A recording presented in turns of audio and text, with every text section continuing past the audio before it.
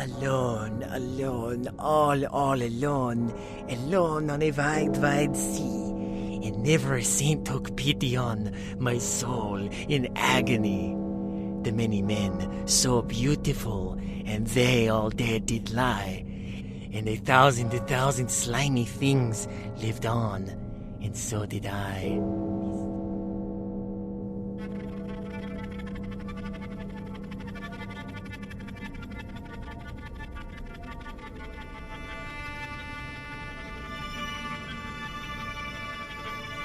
As our frequent, bold, and curious listeners know, we have access to the width and breadth of human fears, carefully wrapped in the skin of storytelling and served with a sinister seasoning that tantalizes the senses and unsettles the soul.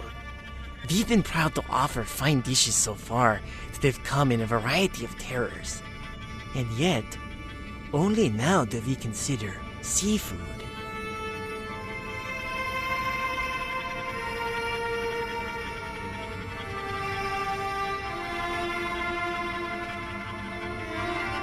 The vast and boundless ocean is one of the few unknowns that remains on the earth, full of depths and mysteries and horrors waiting to be uncovered.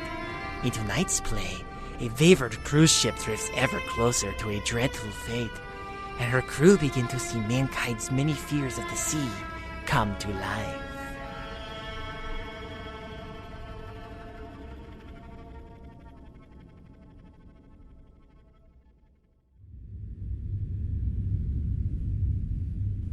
This was supposed to be his honeymoon. Resting there in the sterile, stifling cell within the bowels of the ship gave Graham plenty of time to reflect on the events that had somehow led him here. It was supposed to be a vacation. Happiness. Carefree screwing around. And actual screwing. And little else. Graham and Sam was the official title the two of them had been given by friends. Nobody could figure out how to successfully combine the two into one Uber name, like Benifer, which he was thankful for. Sam. Beautiful Samantha. Despite what Graham's mother had said about her nose being too big for her face, her ass being too big in general, and her haircut being kind of dykey, don't you think? He knew the criticism came out of fear of losing her only son to some strange woman. Sam had bought an entire wardrobe for the cruise. When they were boarding the massive ship, Graham considered the fact he might be arm in arm with the wrong woman. It was as if he'd somehow engaged in some cosmic square dance that had switched his frugal, casually dressed Sam with some flowered tropical goddess. Her ass was a bit big, though. That's the reason she and Graham had fought the night before. She had it in her head to wear some floss-like number to the ship's pool, and he had vehemently disapproved. When she said no one would even give her a second look, Graham absent-mindedly stated that it was hard to miss. Then it was as if some unseen bell signaled the first round of a cage fight. He had done quite well to avoid such pitfalls leading up to this disaster. Now, he was sitting in the cell. He couldn't really blame them for putting him here. If he had heard a newlywed couple engaged in a shouting match as loud as theirs, if that new bride had then disappeared completely from the ship, he would be pointing the finger just as fervently as anyone had pointed to him. He lost track of time after a few hours piled up, but he had the distinct feeling that morning had come. Sam would have been missing all night then.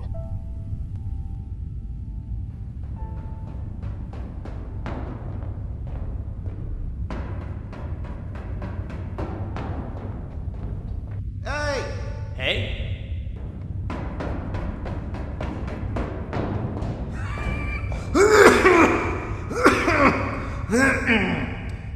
Oh, hey! You're still here. Come on, let's get you out of there. What? Listen, I don't want to get into any more trouble than I'm already in. It's okay, trust me. One of the guards sent me. Even got the keys right here. I don't understand. Good, that's two of us. There we go. I'm Glenn, by the way. Graham, seriously though, what's going on? Here, let's keep moving. So, you're the guy they thought killed his wife, eh? Yeah, did you find her? Is she okay? God, sorry, kid. I should have said right away. She's not... Is she... I mean, is she okay? No, kid. No. The voice echoed through the small space and rattled sharply in Graham's ears. For a moment, the man felt as if his heart was going to burst. It was a cold, sick sort of feeling that made his blood feel thick and sluggish. Graham's estimate had been close, but not entirely correct. When he emerged from below deck, the sky was still dark. A seemingly infinite canvas of sparkling pinpricks. It probably was morning, but well before dawn. Glenn was nowhere to be seen, and Graham caught himself slipping on the rain-slicked wooden deck. At least, it appeared to be rain. He hadn't heard any storms passing during his incarceration. Kid! Glenn? Up here, next deck! Move it! We have to get higher! Graham instead looked out over the water. There was nothing around for as far as the eye could see, despite the fact they were supposedly going ashore in light of the suspected murder. He walked to the rail and cast his gaze into the water. It was astoundingly still for open ocean, save for the occasional rise and fall of its green glass surface, like the swelling chest of a contented dreamer. He felt the strange desire to try walking across its near-perfect surface. Graham, get away from the fucking rail! Graham didn't break from staring at the water. He couldn't, really. It was a bit like looking into an Escher drawing. A fascinating image that fixed your attention and dared your mind to make sense of it. Sam! Samantha. Beautiful, short black hair. Her wonderful nose. There she was. Below the surface. Staring up at Graham with a blank, pale expression. She stayed less than an inch below the water, would not breach that boundary. Her eyes were wide. Her parted lips burned by salt. Sam! Sam! He's gonna jump! Sam! Shit! Help! Help me pull this dipshit in! Get off! Sam! Sam, I have to get to her! Watch it. Quit flailing, stupid. Hold still. Hey, easy. Calm down. Fuck you. I had her. She's dead. Get out of my way, Sam! Sam! Look, you asshole. Take a good look and see what's out there. The tall man dragged Graham back to the railing and angled his face toward the water once again. Graham's eyes once again met Sam's. He could see her porcelain face, her shoulders, and her breasts held back by that damned bikini top. Her chest was motionless, and while her eyes followed Graham, they did not blink. Next to her, about 2 feet away, another face. Nearby, another. Then another. As Graham's eyes flicked across the shimmering surface, he caught the blank visage of what must have been hundreds of people. All pale, motionless, staring from less than an inch beneath the surface. What the hell? See? Now look, if I let you go, will you try not to jump off the damn ship? Oh my god. What happened? Not a fucking clue. I'm Sean. I know you got blamed for shit you didn't do, and none of this makes sense, but we have to go higher. Now. Dumbfounded, Graham followed the single-file line up the staircase, which was just as wet as the deck below. As Graham clutched the banister, it seemed an awful lot like the entire ship was covered in a spray of seawater.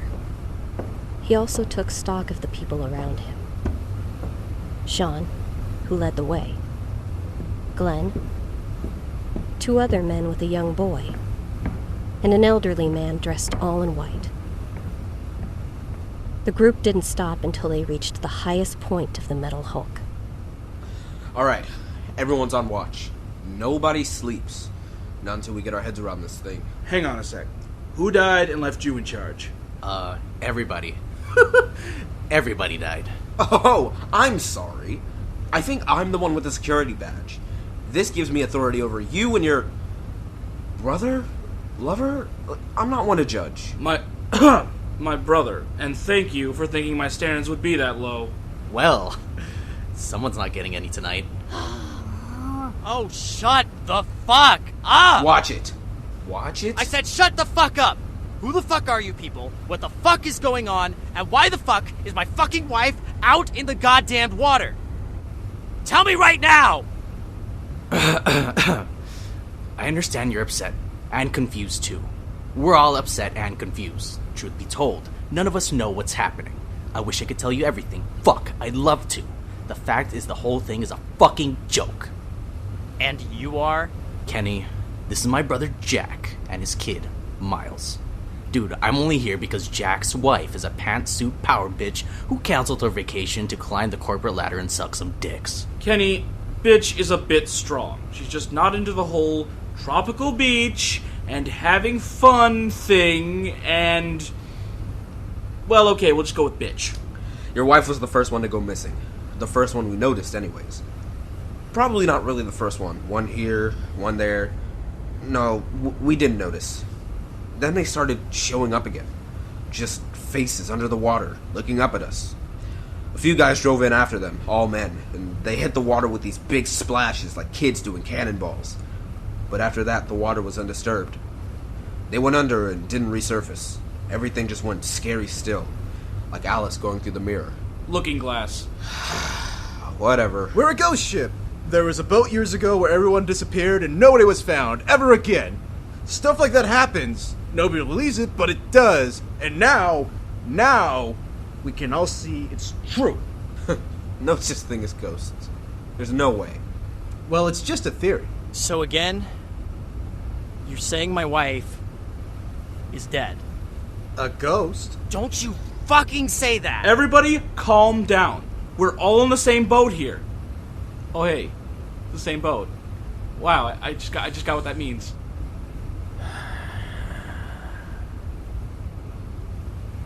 Where are we headed? Nowhere. What do you mean? Where are we going? Back home or what? We're adrift. The engines are jammed. Jammed? With what? With who? There's a body wound up in there. Blood all over the place. It's fucking sick. We're moving, though. Obviously, we're moving. Look, I can see the wake. Yeah, we're moving at a good clip. Sideways. I don't know if you've ever been on a cruise before, but speaking as an expert, I can tell you that shit ain't common. So radio for help. Tried it. And? You have a lot of old fucking ideas. What do you think we've been doing up here? Jerking off? For all I know, yeah. Okay. We tried the radio and someone answered. This gruff motherfucker. Like an old sea captain or some shit. Like that guy who gets eaten in Jaws, barking back at us to calm down and that help was on the way.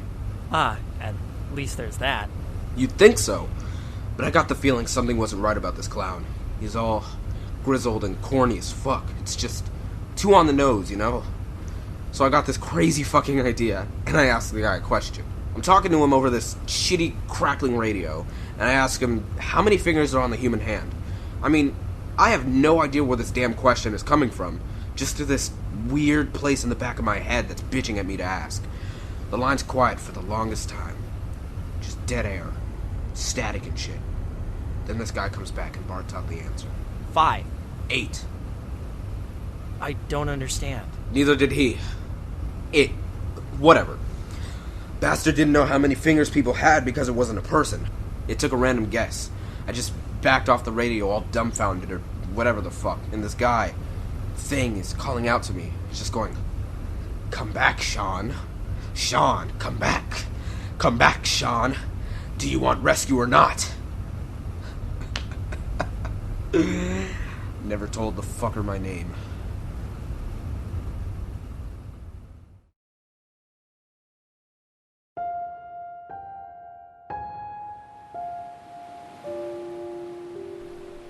Over the course of the following day, sleep came despite the urgings of the tall security official.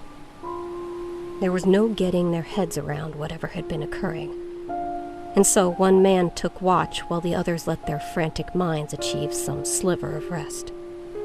Graham found himself sitting close to Sean, if for no other reason than to hide from the blistering sun. The man cast a substantial shadow. Graham was officially on watch, but his partner clearly didn't feel like sleeping. So, Sean, right? Do you think we're a ghost ship? Nah. That guy, Glenn, you sent him for me, right? Yeah, almost forgot, too. My bad. Don't worry about it. I'm just glad it crossed your mind at some point.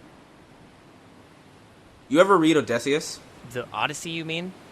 Shit. You're correcting me like that jackass-hole. Jackass. That's what I'll call him from now on. Anyways, I said Odysseus and I meant Odysseus. So fuck you. I've read it. Yeah. Why? That book. That's what got me out on the water. Grew up in the city, never seen a creek, much less an ocean. Then this teacher, Miss Brooms, she makes us all read that book. All the other kids were like, fuck it, you know? I cracked it a few times and figured I'd take a look just to see anyone got killed or whatever. So it changed your life? Yeah. I read about that guy and I was like, he jabs out this huge cyclops' eye like it isn't shit. I was a small kid, a little runt punk bitch. So that worked for me. I've read it 1,000 times since, anytime things get tough. Hey, gulls. You must be near land. I sure as hell don't see any land. Anyway, Odysseus had these things in it. Sirens. Right. Girls out on the rocks, calling sailors to their death. Right. I don't know.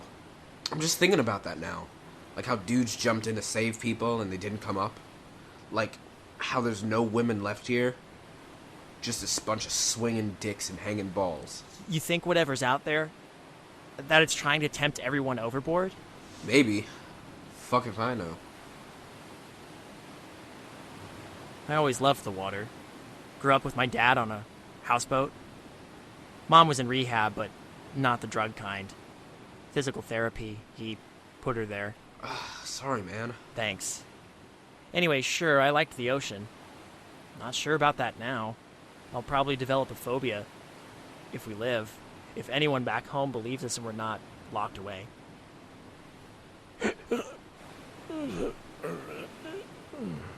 Is he okay? The old guy?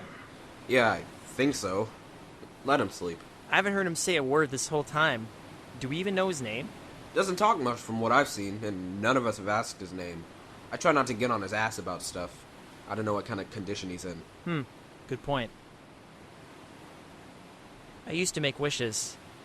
Actually, no, I don't know what you'd call it, but it wasn't wishing. I just stand by the water and pretend I was sailing little boats out onto the waves. Any bad feelings, dark thoughts, anything. Anything I didn't like. I pretend I was putting it in a little ship and I'd send it off. But yeah, I don't think I like it anymore.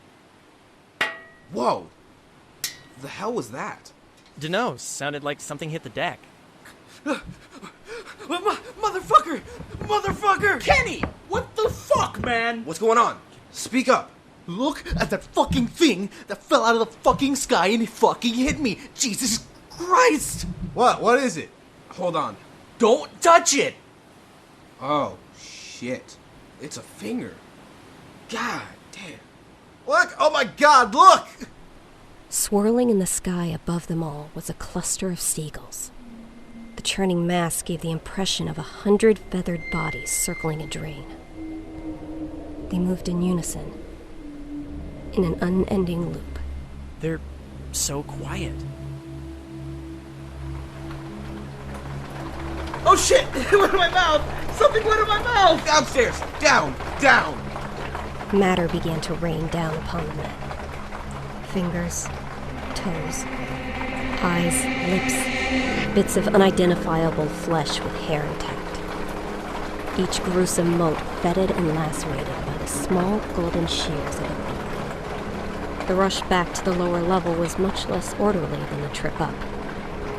In the place of a single-file line, the group now made a mad descent, pushing each other aside and vying for position as if only the man in first place would survive. At the halfway point, Glenn lost his footing. With a slight bump from an unknown compatriot, his low, rounded form rolled over the railing and fell free. He hit the lower deck with a crack. There, he remained crooked and motionless as crimson mixed with puddles of salt water.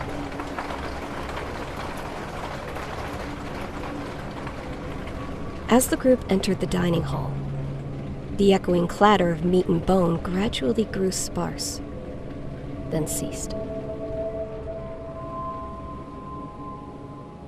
Oh my god. You killed him. You killed Glenn. Who, me? Fuck you, I wasn't even near him. Well, I know what I saw. And I know where I was. Kenny, back me up here. Don't even try, Jack. You are my brother, but I'm not covering up for you. If he says he didn't do it, and you say you saw him, I figure that probably means you shoved the poor bastard to his death. I would never. Come on, Miles, we don't have to associate with these people. Holy fuck, though. What was that? Hey, you okay? Were those? Was that? Jesus Christ, please tell me those weren't people parts. I don't know.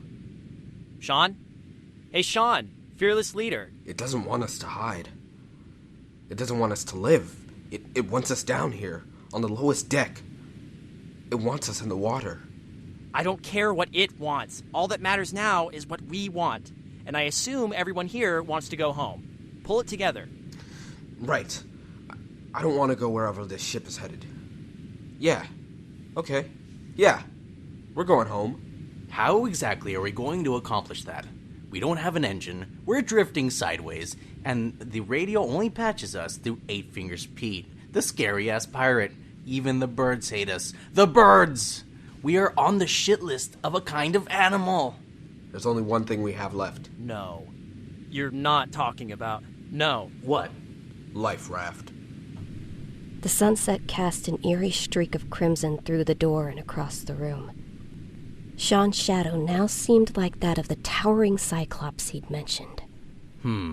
Red sky at night, sailor's delight.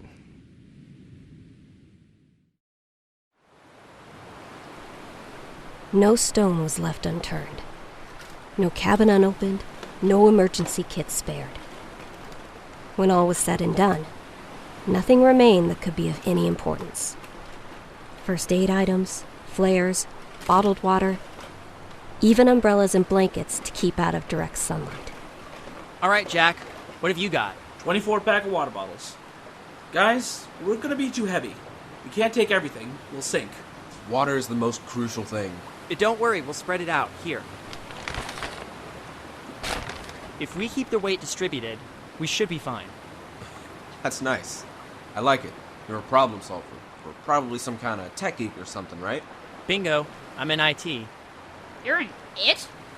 You look like a dude to me. Well, well, so speaketh my nephew. You're going to make a woman very, very tired and frustrated someday, kid. Yeah. I was talking to this blonde girl the other day, but I guess that's not gonna work out.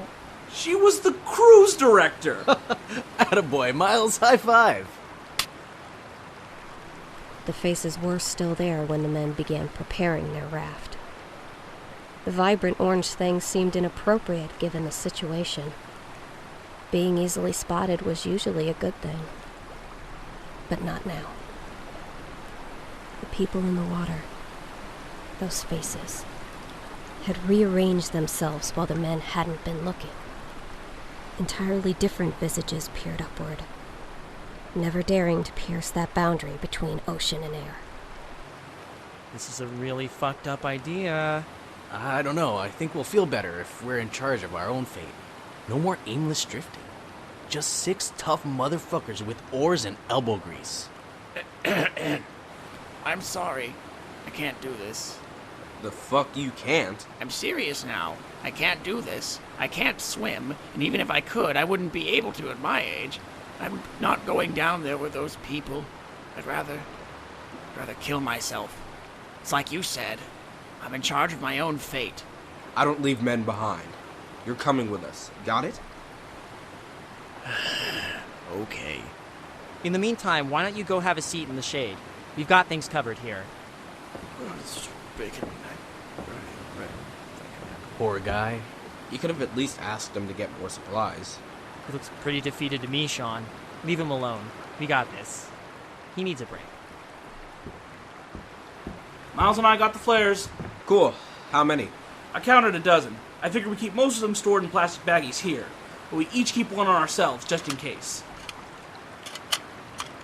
I don't get why we don't bring food. We're not eating a raw fish, even if we catch any. Food will go bad in the sun. Even if it doesn't, we're taking enough chances with all this fresh water. Yeah, but... Shit, the old guy! Heart attack! He's having a heart attack! Someone do CPR! I got him. Hang on.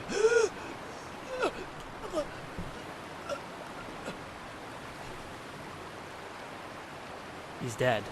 What the fuck? Are those syringes? Yeah. Insulin overdose. Ugh! Well, I mean, it's actually for the best. If you think about it, one less person means each of us has a better chance of surviving. Shut that guy up. Shut that guy up, Graham. You're my boy, you know. I'm about to crack on that motherfucker. Come on, Jack. Miles. Let's get back to work. Trust me, I'm his boy. Sean, if you decide to work over my brother, do me a favor. Avoid the face? Actually, I was gonna say focus on the face, but I guess we'll play it by ear. You know, look, I'm really a nice guy. It's just that I don't do well under pressure. It's true. He dressed up as a superhero for my birthday one time, and he got so worked up about it that he fell off the garage. It had just rained. It had just rained.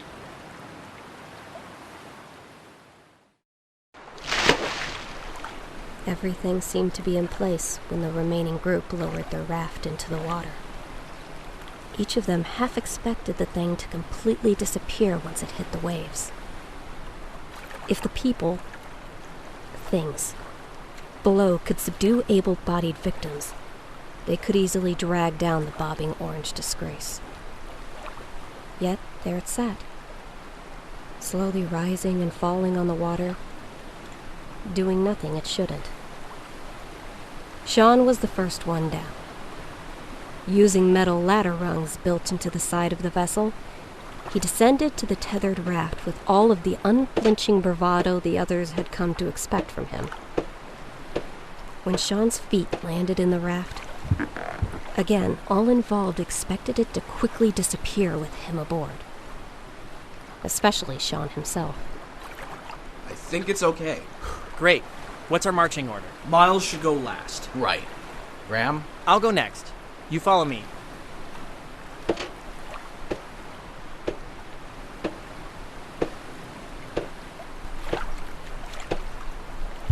Easy. There you go. Oh, thanks. Okay, next down. Take it slow.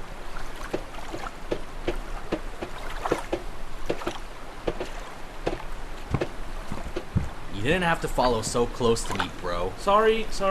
Miles! Go really slowly, okay? Sure, Dad. You're doing great, son. Just keep going and don't look down. The more you tell him not to look down, the more he's going to think about looking down, asshole. Whoa! What's going on? Graham looked down to see several handprints rising on the floor of the raft.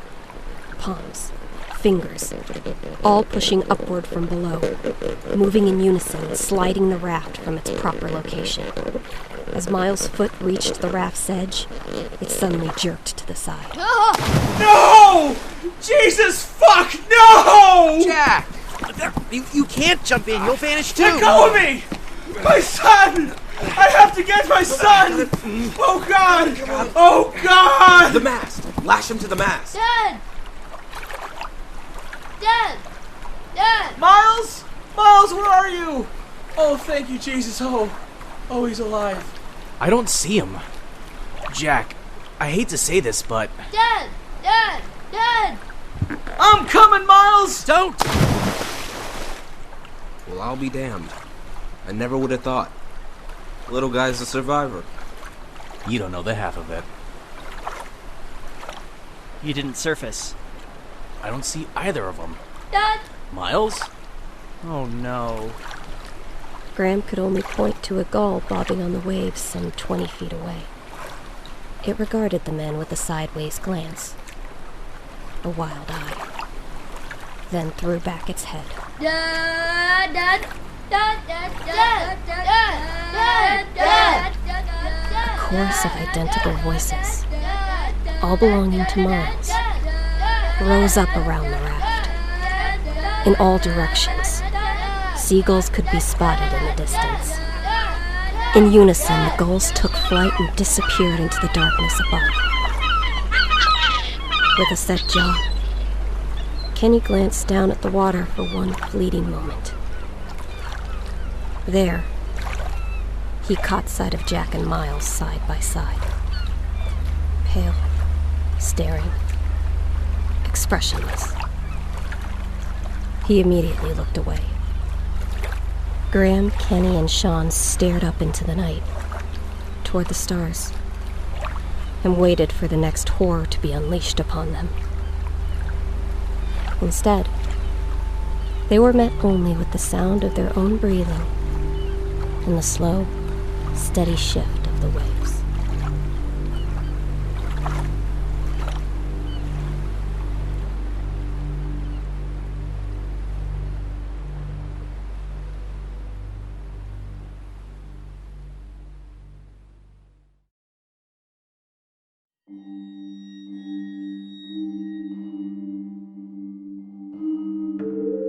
This is going to be a first for Midnight Marinara, intrepid listeners, but there is still more of this story to tell, and not enough time to tell it. We've only just begun to know what agonies await the surviving men in their little raft. Do not fear, though, for this story will be continued in a second part very soon. Until next we convene, pleasant dreams.